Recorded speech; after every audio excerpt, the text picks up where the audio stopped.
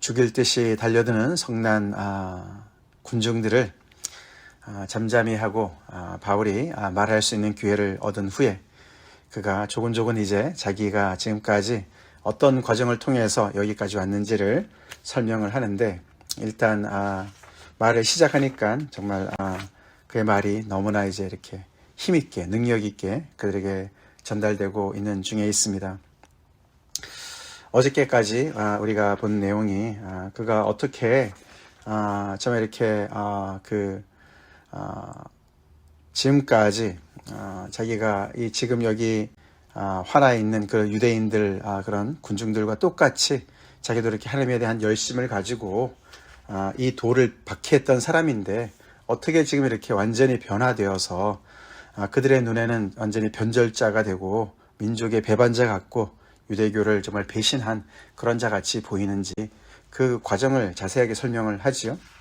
그래서 결정적인 사건으로서 다메섹에 가는 도중에 큰 빛을 만나게 되었고 소리를 듣게 되었고, 그리고 이제 자기 눈이 멀게 되어서 정말 그 성에 사람들의 손에 이끌려서 들어가는 그런 신세가 되었다. 그랬던 사람이었는데 내가 무슨 어떤 다른 생각으로 어떻게 내가 정말 이렇게 내 생각으로 일을 했겠느냐, 이제 그런 이야기로 이제 진행이 되고 있습니다. 그렇죠. 그게 그의 말이었죠. 그렇게 자기가 박해했던 그 예수를, 나사렛 예수를 맞닥뜨리고 부활하신 예수를 만난 다음에 그의 인생은 완전히 무너지지 않았습니까? 그래서 이제는 자기의 생각 그 체계 자체도 무너졌고 신앙의 모든 근간도 다 이제는 완전히 이제 무너졌고 붕괴되었고 이제는 더 이상 또 볼 수도 없는 그런 상황 속에 있었던 자기 자신을 또다시 떠올리면서 얘기했겠죠. 그러던 중에 내 눈을 다시 뜨게 하고 나에게 다시 인생의 목적을 주고 내가 살 수 있도록 무엇을 위해서 살아야 되는지를 가르쳐 주신 분은 바로 하나님이시다라는 걸 강조합니다. 내가 아니다, 그런 얘기를 하는 것이죠. 하나님께서 아나니아라는 사람을 보내주셨다. 그러면서 그 아나니아가 정말 거기 다메섹에 살던 모든 유대인들한테 칭찬을 받는 그런 사람이었다. 그렇게 하면서 이 유대인들에게 계속해서 정말 자기가 이상한 사람이 아니라는 것을 강조하고 있습니다. 그래야만 그들이 들으니까, 그렇죠? 그래서 그 사람이 와서 형제 사울아 다시 보라, 그렇게 얘기해서 내가 즉시 내 시력을 회복하게 되었고, 그런 정말 기적을 경험하고, 또 그 사람이 나에게 뭐라고 얘기했느냐, 우리 조상들의 하나님이 너를 택했다, 그렇게 말을 했다. 택했으니까 하나님의 그릇이고, 하나님께서 무슨 목적을 가지고 나를 택했는지를 뭐라고 말을 했냐면, 하나님께서 나를 택해서 당신의 뜻을 사람들한테 알게 하시고 그 의인을 보게 하셨다. 그인 예수님을 얘기하는 것이죠. 하나님께서 너를 택하셔서 당신의 뜻을 알리시고 예수님을 보게 하시고 또 그 예수님의 입에서 나오는 음성을 듣게 하신 목적이 있는 것이다. 그 목적이 바로 그의 증인으로 살아라. 너가 지금까지는 그를 박해했지만, 그를 대적했지만 나사렛 예수의 부활의 예수의 증인으로 너를 택한 것이다 라고 그 아나니아가, 유대인들한테 칭찬받고 살고 있었던 그 아나니아의 입으로 그렇게 내가 이야기를 듣게 되었다. 앞에 9장에서 얘기에서는 정말 그 부활하신 예수님께서 이렇게 그에게 말씀하신 것을 또 그가 무엇을 해야 될지를 알려주신 것을 지시한 그런 예수님의 이야기인데, 여기서는 이제 바로 그 자세한 이야기를 아나니아가 뭐라고 얘기했는지를 설명하고 있죠. 자, 근데 그 전에 너가 이렇게 증인의 삶을 살기 전에 너가 필요한 것은 먼저 너가 침례를 받고 죄사함을 먼저 받아야 된다. 그렇게 해서 내가 침례를 받고 죄 씻음을 받았다. 새 사람이 되었다. 새로운 인생을 내가 선물로 받았다. 그래서 내 인생이 완전히 부서지고 무너졌다가 다시 하나님께서 이렇게 세우셔서 나에게 사명을 주셨다. 과연 이런 이야기를 이들이 어떻게 듣고 있었을까요? 그렇죠?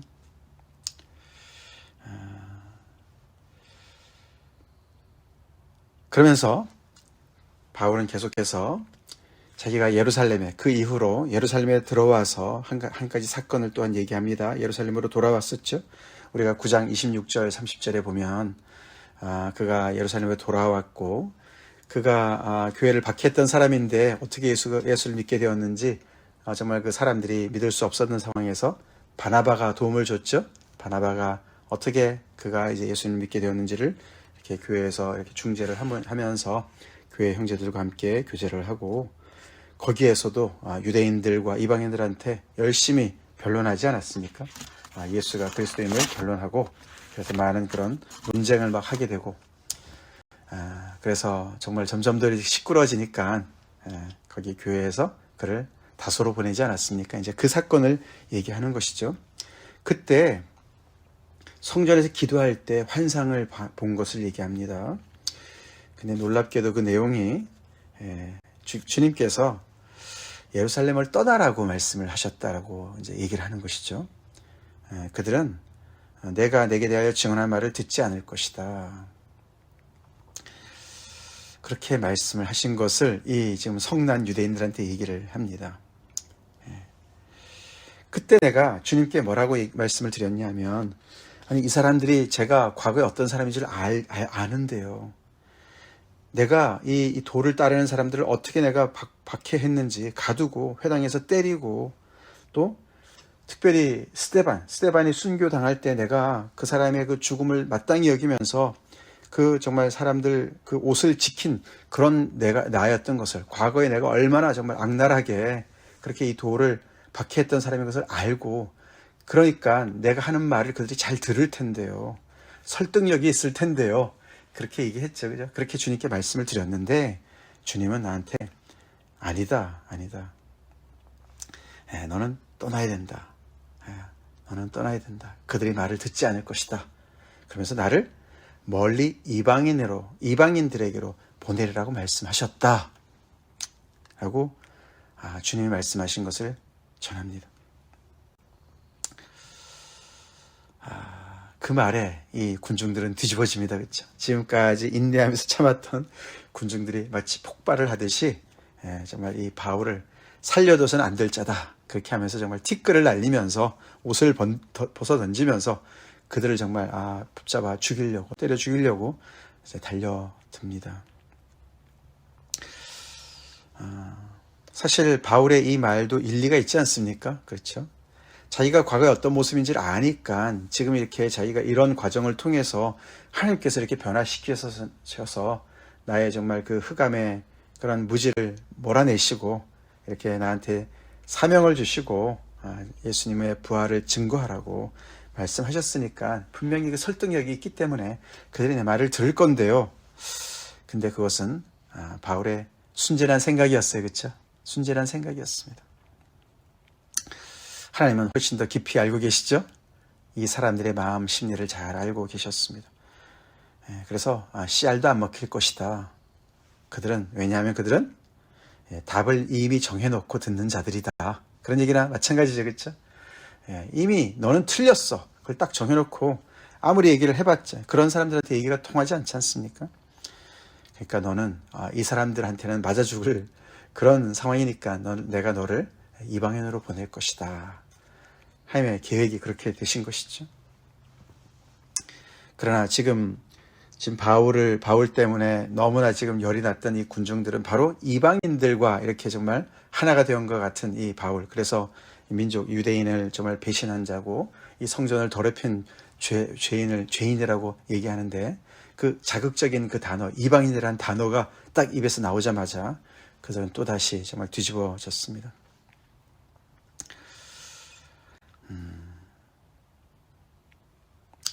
사실 이 장면은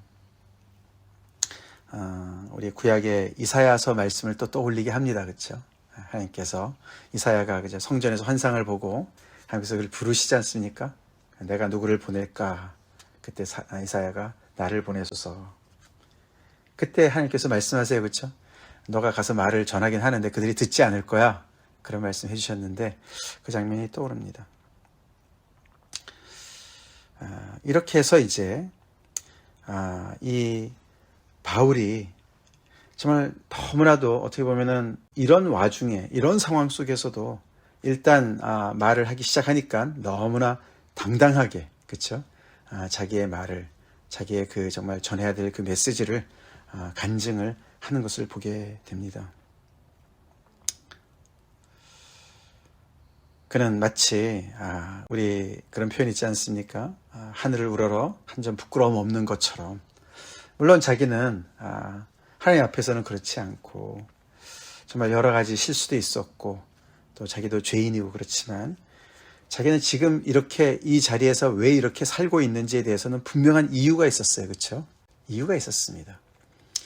우리 인생도 그래야 될 줄로 믿습니다. 우리가 무엇을 하든지 우리가 확실한 그런 정말 분명한 이유와 그런 명분과 그런 어떤 그 정말 목적이 확실해야 되죠. 그렇죠? 그래야 당당한 인생을 살 줄로 믿습니다. 눈치 봐가면서 이 사람들이 이러니까 저러니까 따라서 해서는 이런 확신에 찬 그런 정말 자리에 설 수가 없죠. 뭘 하더라도 우리가 분명한 이유와 목적이 있지 않습니까? 그것에 어떤 확신을 가지고 살아야지 이렇게 당당해지지 않겠습니까?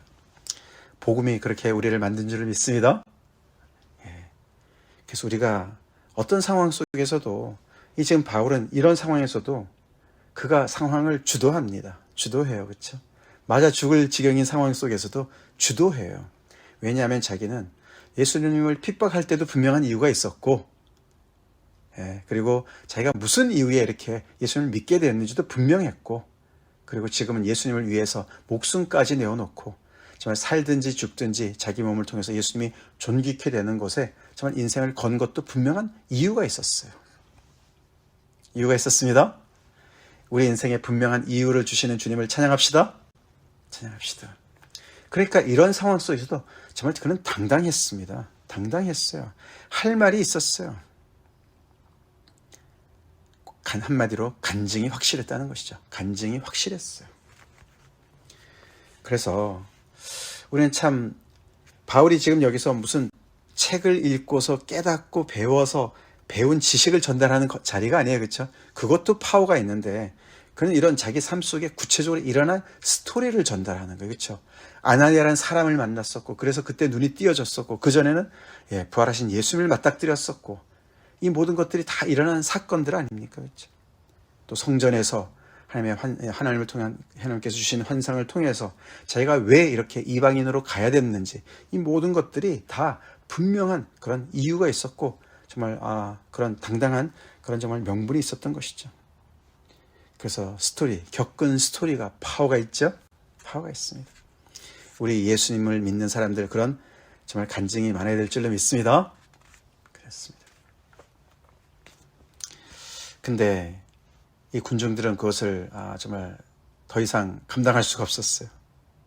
그래서 당장이라도 그를 요절을 낼 판이었으니까 그 옆에 있던 천부장이 그 군중들을 막아서고 그 무슨 이유에 이 바울이 이렇게 정말 이 많은 사람들의 증오의 대상이 되었는지를 알고자 해서 일단은 뭐 군중들의 그런 분노를 삭히기 위해서도 그렇고 채찍질하고 신문하라 이렇게 명령을 했습니다. 그렇죠?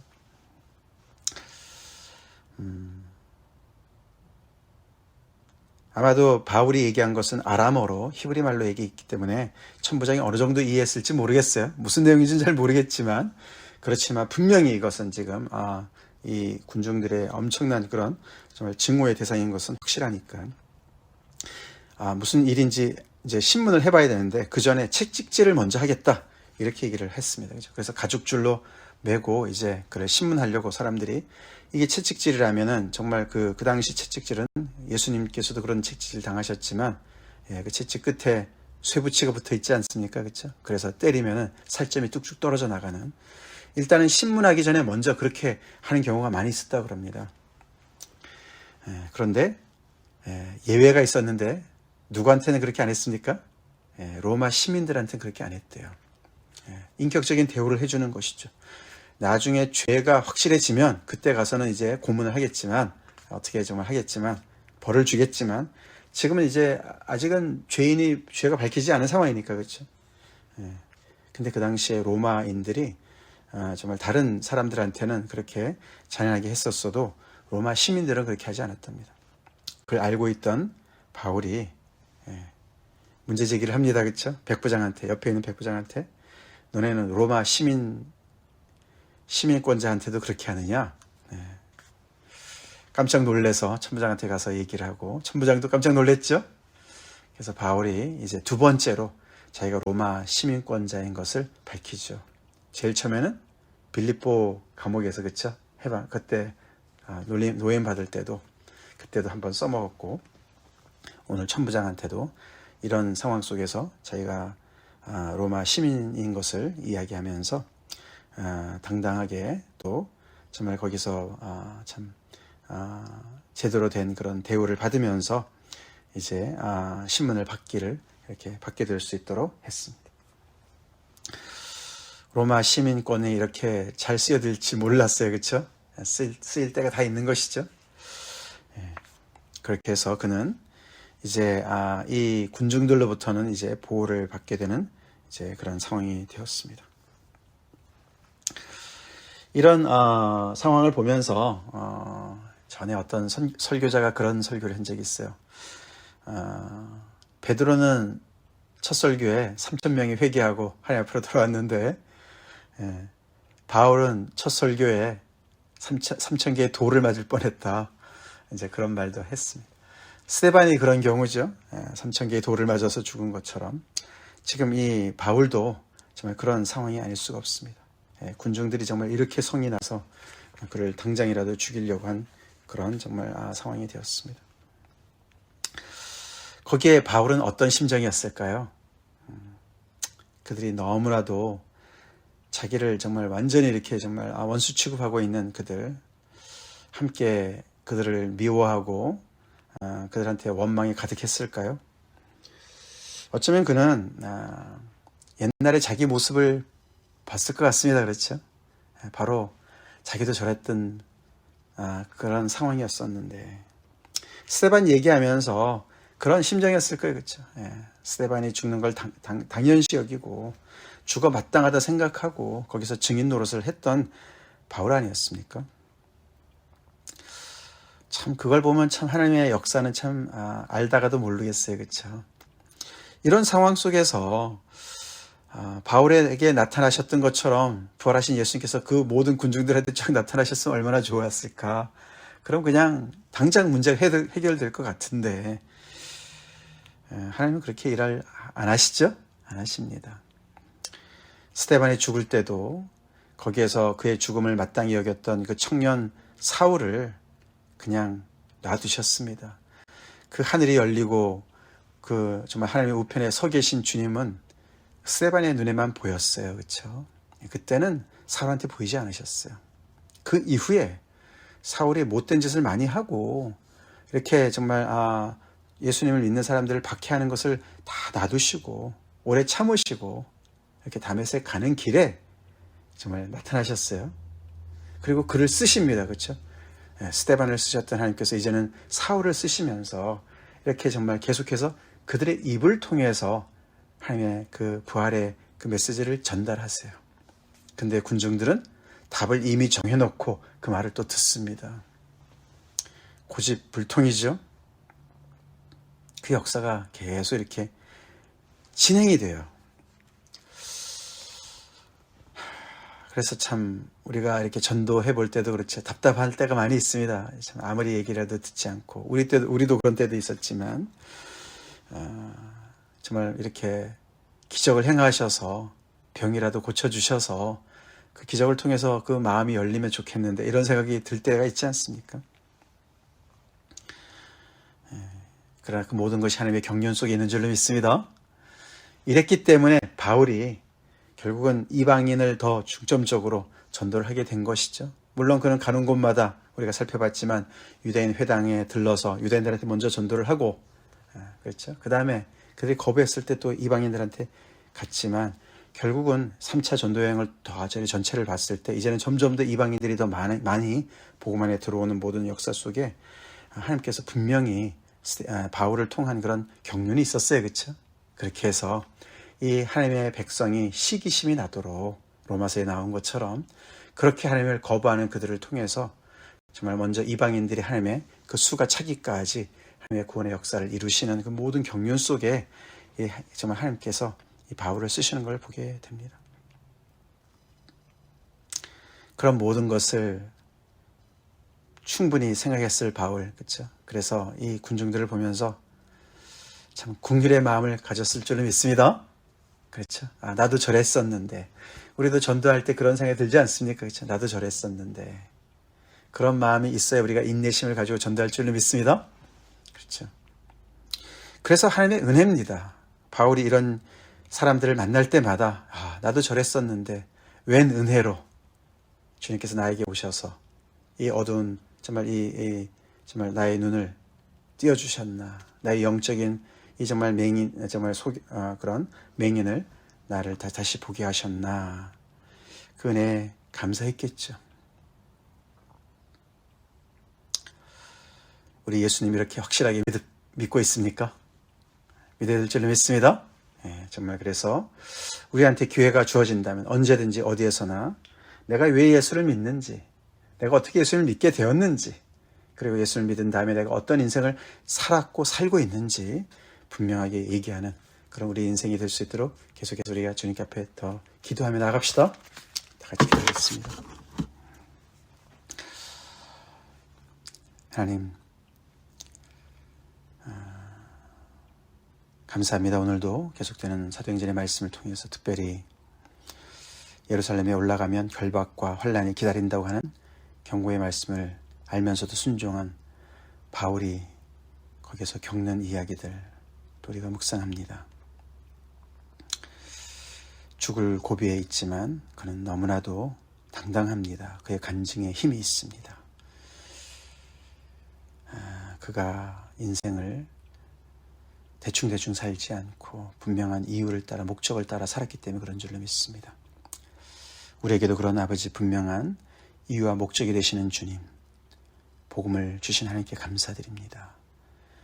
그런 아버지 분명한 인생을 살고 있는 우리들 침묵하지 않게 도와주시고 기회가 있을 때마다 당당하게 아버지 정말 주님을 높이는 저희가 되게 하여 주시옵소서.